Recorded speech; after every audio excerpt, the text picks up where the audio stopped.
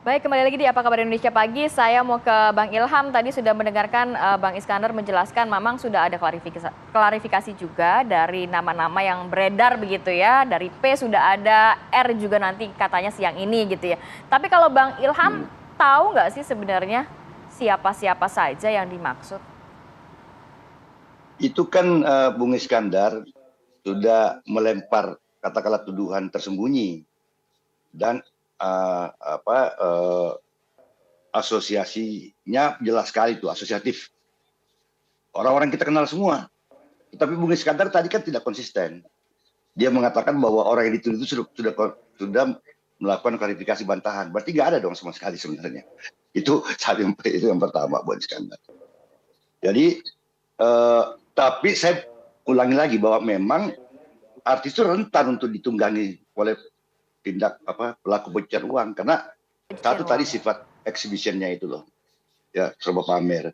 Terus kemudian kemajuan teknologi informasi yang memungkinkan apa saja you bisa sampai isi perut pun Anda bisa pamerkan di publik gitu, ya kan?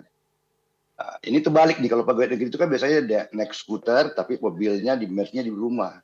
Kalau artis bisa terbalik, ya dia memang nggak punya apa-apa gitu, terus dia tapi pakai mobil, Show pakai off-nya luar private jet dan biasa. semua punya dia gitu. Itu yang saya anggap bahwa itu memungkinkan kayak artis yang tadi disebut juga oleh oleh Bung Iskandar kayak Kapstok gitu, dia bisa dipasangin diletakkan baju-baju mewah semacam apapun gitu. Ada yang sadar, ada sendiri yang menganggap itu adalah pengembangan dari bisnisnya. Tapi kita kan tahu bisnis itu jangankan di Indonesia ya, di Amerika saja di seluruh dunia itu 3 tahun ini terhenti, nggak ada pengembangan. Saya tadi menyebut bahwa dia artis itu akan sering muncul di TV, tapi itu tidak menggambarkan nilai penghasilannya.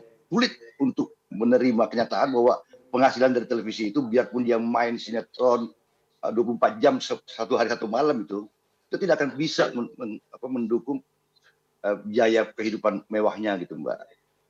Nah, ada beberapa orang, saya tahu persis nama-nama orang itu disebut, tapi kan Iskandar aja nggak berani, apalagi saya menyebut nama itu Mbak.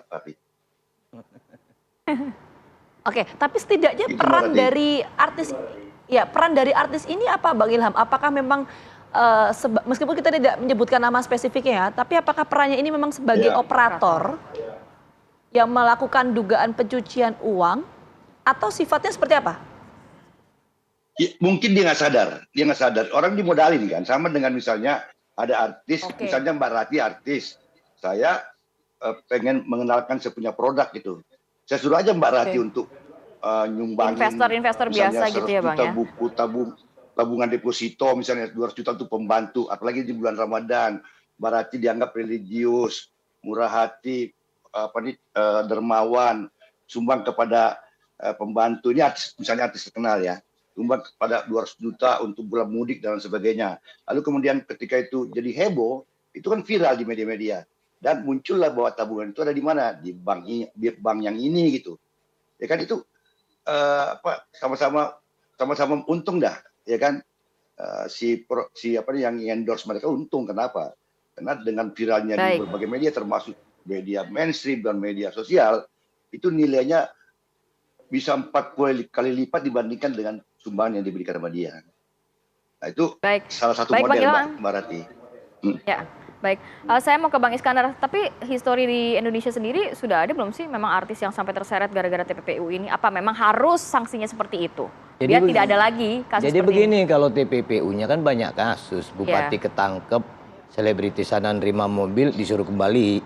Yang repot kan kalau kasusnya 5 tahun lalu dibuktikan KPK sekarang mobilnya udah nggak ada, wujudnya nggak ada, kan kasihan juga si selebriti itu. Jadi tujuan kita ini bukan kepada komunitas selebritinya, tapi kepada sumber ini. Tapi kita harus pintu masuknya menggunakan mereka. Yang repotnya kan baperan ini. Namanya 3 suku kata, 4 suku kata. Padahal kami menyebut inisial 1 huruf. Hebohnya kemana-mana. Dilalah seperti P. kami sebut P, langsung 2 orang klarifikasi, ya udah selesai. Lawang kami nyebut P-nya 1 orang, yang klarifikasi 2, kan udah selesai. Nah ini juga demikian, kami sebut R1, tapi nanti yang klarifikasi ada 3 nama R, ya udah kelar. Oke, tapi harus dipastikan dulu, tadi kan Bang Ilham juga menanyakan, yang Anda maksud itu tapi betul adanya. Data itu ada bahwa yang inisial R itu memang kalau berbicara terlibat dalam tentang dugaan pencucian uang, kan tidak saklek nama, ini urutan aliran. Ini balik lagi nanti ke dalam, singgah dulu ke Mauritius, singgah dulu ke Virgin Island, balik lagi korporasinya. Seakan-akan kalau ini gimana ya, kayak menyusun puzzle atau melihat ukuran benang, itu di mana warna benang dicocokkan. Ini butuh memang ketelitian, tapi percayalah mudah, seperti kata para ahli tindak pidana pencucian uang kayak Bu Yenti, mudah ini gitu. Nggak susah, cuman dibutuhkan ketelitian.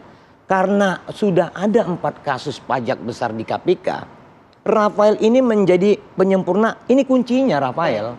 Rafael ini adalah kunci kotak Pandora. Kotaknya udah ada di KPK gitu loh, Mbak. Nah, R itu yang Anda maksud inisial-inisial itu perorangan atau korporasi? Itu kan 2 hal yang berbeda soalnya. Betul. Yang mana tadi kita yang Anda sebut maksud? perorangan menjadi korporasi, di dalam korporasi ada perorangan. Oke. Ini dia kan menjadi seperti itu. Terus yang gerakan siapa? Bisa individu, bisa korporasi.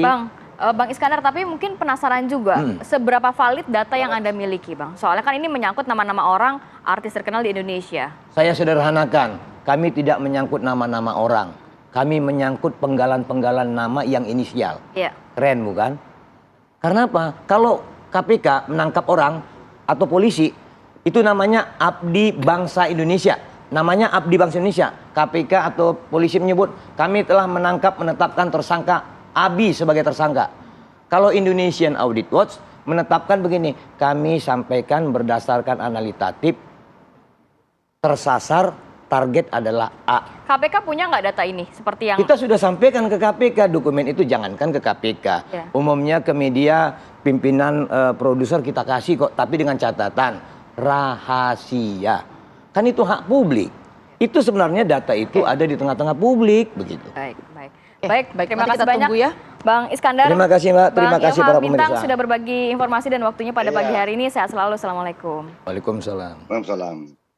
Oke, diskusi tadi sekaligus mengakhiri perjumpaan kita di Apa Kabar Indonesia Pagi hari ini. Jangan lupa saksikan Apa Kabar Indonesia Pagi besok setengah 7 pagi ya.